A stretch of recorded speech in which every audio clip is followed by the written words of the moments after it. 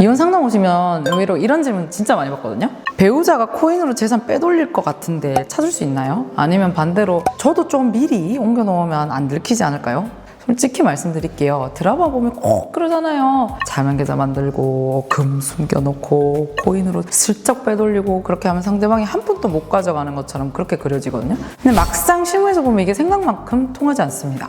오히려 그러다가 과태료 1,000만 원씩 맞는 경우도 봤거든요. 오늘은 차명계좌, 비트코인, 해외 주식까지 이혼 소송에서 재산이 어디까지 추적되는지, 그리고 어디서부터는 진짜 안 잡히는지 솔직하게 다 말씀드릴게요. 저는 법무법인 결실의 이한나 변호사입니다.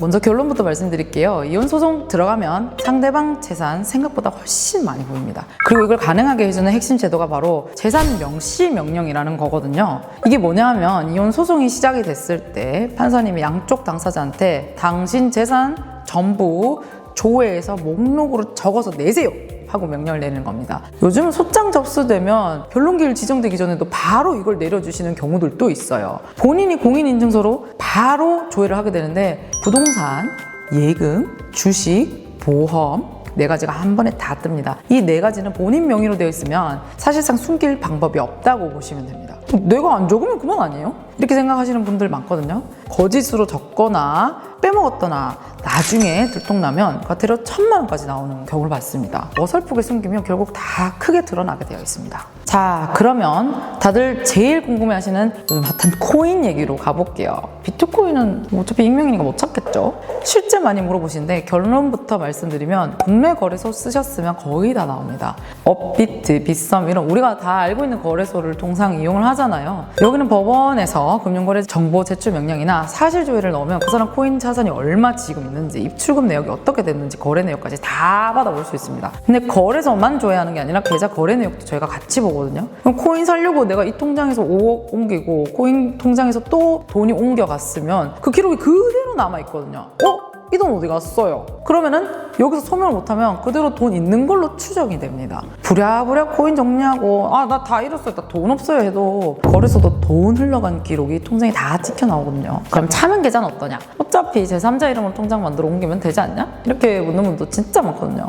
근데 뭐 이거 중간에 이렇게 하면 이것도 안전하진 않아요. 그 돈이 결국 내 통장에서 빠져나가야 되잖아요. 큰 돈이 누군가한테 넘어간 기록이 남아있으면 받은 사람 계좌까지 사실 조회가 또 들어갑니다. 그러면 차명으로 돌려놨다고 마음 놓고 있다가 오히려 왜 빼돌렸나? 이렇게 생각을 하는 거예요. 너 재산 분할해주기 싫어서 그러지. 진짜 티나게 가족들 명의로 보내놓는 거 진짜 저는 말리고 싶습니다. 다만 모든 게 다 추적되는 건 아닙니다. 실무에서도 조금 잡기 어려운 2가지가 있는데, 하나는 해외 주식. 해외 주식은 재산 명시 명령에 따라 조회를 해도 이게 안 나오거든요. 그리고 또 하나는 제3자 명의로 뭐 코인 지갑을 아예 대놓고 불린 경우인데 이건 솔직히 찾기가 정말 힘들어요. 다만 돈을 옮긴 흔적이 그 사람 통장 어딘가에 남아있기 때문에 이 돈 어디 갔냐라는 추궁에서 완전히 자유롭기는 어렵습니다. 이 부분에서 변호사의 역량이 좀 중요하죠. 해외 주식도 아주 비슷한 결인데요. 아까 말씀드린 재산 명시 4가지 조에서 국내 주식은 잘 나오는데 해외 주식은 이게 자동으로 깔끔하게 안 잡히는 경우가 있어요. 그래서 해외 주식은 따로 제가 금융거래 제출 명령을 따로 신청을 해서 별도로 파악을 해야만 하고,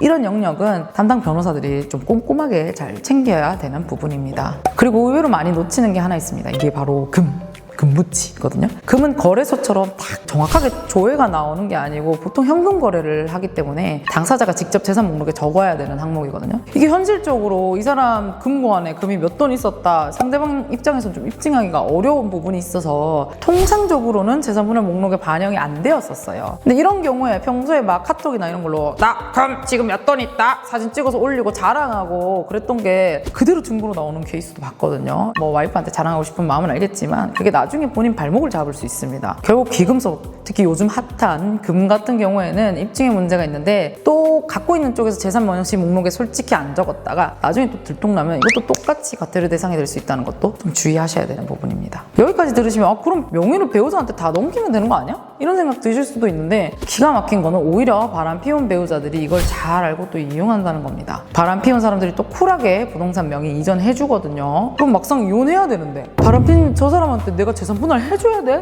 이런 생각이 드니까 이혼을 못해요. 또 그럼 기가 막힌 상황에 처하기도 합니다.